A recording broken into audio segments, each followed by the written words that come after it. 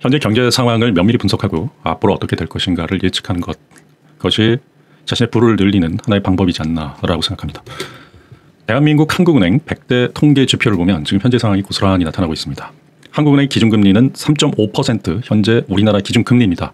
이것은 미국 기준금리 5.5% 대비해서 거의 2% 차이가 나기 때문에 외국인이 들어왔다 나갔다 할 수 있는 변동성이 큰 시장일 수밖에 없다라고 봅니다.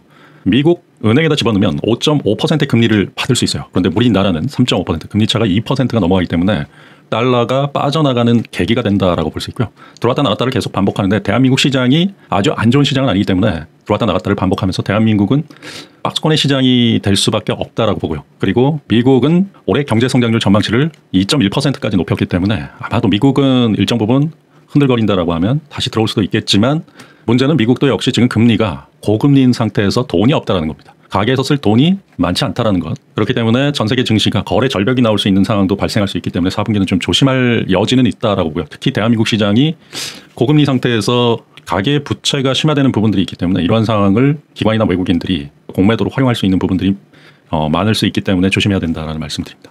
한국은행 기준금리는 3.5%, 미국은 기준금리가 5.5%, 2% 정도의 차이가 나고요. 실업률은 2%의 실업률입니다. 실업률은 굉장히 낮죠. 보시면 실업률이 2022년 4.1%에서 점점 낮아져서 2%대까지 실업률이 낮아졌습니다. 실업률이 낮다라는 것은 그만큼 실직자가 적다라는 것. 2%의 실업률이 거의 완전 고용이 지금 진행되고 있다. 아르바이트 이런 부분들이 전부 포함되기 때문에 여기에 대한 수치가 아주 완벽하다라고 볼 수는 없습니다. 가장 중요한 게 우리나라 경상수지인데요. 경상수지가 지금 불황형 흑자다라고 하지만 5월, 6월, 7월 경상수지 흑자로 돌면서 어느 정도 2분기 이후의 상황에서 최악을 면했다라고 보기는 하고 있습니다. 작년 4분기, 올해 1분기 최악이었었죠. 경상수지. 그러면서 주가도 최저를 찍었던 그러한 상황 속에서 그때 당시에는 경상수지 적자였던 상황 속에서 반도체가 경상수지 적자의 가장 큰 문제였다라고 볼 수 있는데 그게 1분기, 2분기 지금 현재 상황으로 가면 갈수록 반도체가 최악은 면했다라는 그러한 것들이 바로 수치에서 나타나고 있습니다.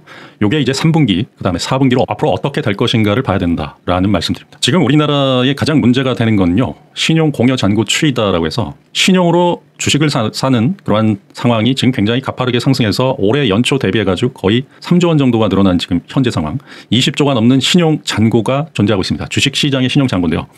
21년 25조가 넘는 26조 정도 수준까지 늘어났던 것에 비해서는 작을 수 있지만 거기서 신용이 금리 인상으로 인해서 많이 빠졌어요. 그리고 올해 초로 신용이 상당히 적어졌다가 올라간 상황이기 때문에 거기서 거의 5조 원이 넘는 신용이 증가한 상황입니다. 그러면서 20조가 넘어가는 신용이기 때문에 기관과 외국인 입장에서는 이것이 돈이 풀리거나 이런 상황에서 신용이 늘어난 게 아니라 가계 부채가 심화되는 상황에서 신용이 늘어났기 때문에 그리고 우리나라 경제가 좋아지면서 신용이 늘어난 게 아닌 불황형 흑자 속에서 수출과 수입이 같이 감소하는 단계에서 신용이 늘어난 단계이기 때문에 기관과 외국인의 공매도 전략이 충분히 효과를 발휘할 수 있는 시기가 왔다라고 보기 때문에 조심하셔야 된다라는 말씀을 드립니다. 지난 2022년 10월 달 16조 원에 달하는 신용이 지금 현재는 20조 2천억 4조가 늘어난 신용입니다. 10조가 넘어가는 신용 잔고가 존재하고요. 여기에는 코스닥과 코스피 모두 10조 원가량의 신용이 지금 존재하고 있는 상황이기 때문에 기관과 외국인 입장에서는 신용이 상당히 늘어났다. 그렇다라고 해가지고 우리나라 주가가 싸다? 그렇게 보기는 아직까지는 반도체의 업황 개선이 뚜렷하게 나타나지 않는 상황이기 때문에 그러면서 신용 잔고가 이렇게 많이 늘어났다라고 하면 일부 종목에 있어서는 상당한 변동성이 나타날 수도 있는 상황이다라고 볼 수 있습니다.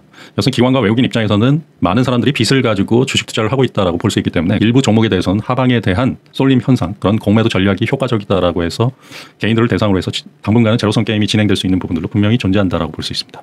전일도 미국이 S&P 다우 나스닥이 박스권 하단에서 올라가지 못한 상황이 지금 나타나고 있습니다. 좀 지켜봐야 되는데요. 현재는 S&P 다우 나스닥 등 4분기 근월물이 시작되는 상황 속에서 하방에 대한 배팅이 좀 이루어지고 있다라고 볼 수 있고요. 그리고 일본 닉케이 그리고 독일 닥스 지수 역시도 지금 박스권 중앙을 회복하지 못하는 상황이기 때문에 지켜봐야 된다라고 보고요. 여기서 문제가 되는 부분들은 바로 지금 현재 국제유가입니다. 국제유가 WTI 원유 선물 기준으로 90.33달러로 전일 종료가 됐는데요. 90달러 수준을 회복하고 있는데 이것에 따라서 지수가 어떻게 결정되는가가 좀 나타날 수 있다. 왜 그러냐면 국제유가라는 것은 모든 것의 근본이 되는 인플레이션의 근본이 되는 상황들이고요. 원자재, 철강, 석유 이런 것을 움직이는데도 국제유가가 차지하는 비중이 큽니다.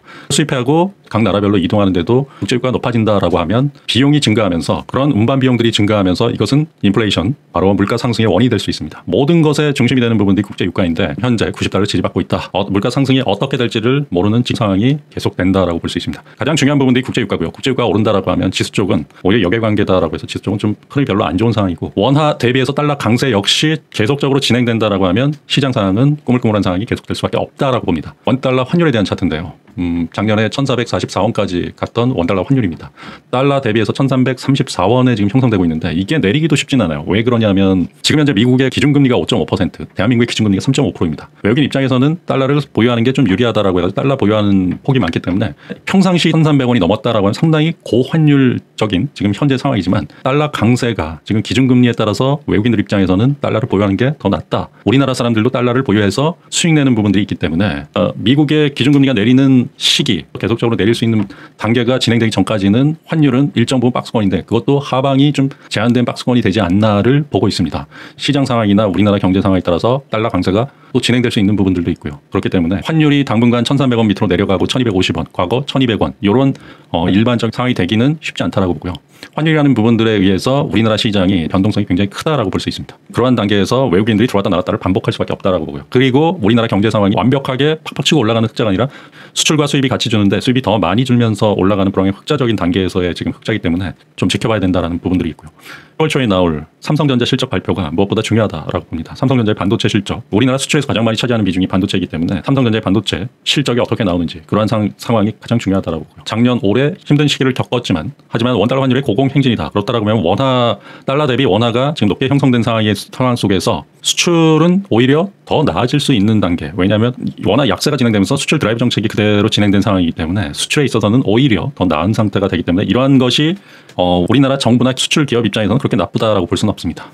자, 이러한 부분들을 잘 살펴보시고 4분기 가계에 돈이 없어요. 가계에 돈이 없다. 그리고 빚으로 투자하는 부분이 많다. 가계에 돈은 없는데 빚으로 투자하는 부분이 많다. 결국엔 거래 절벽이 나타날 가능성도 예측되기 때문에 항상 조심스럽게 주식시장을 바라보기 바랍니다. 감사합니다.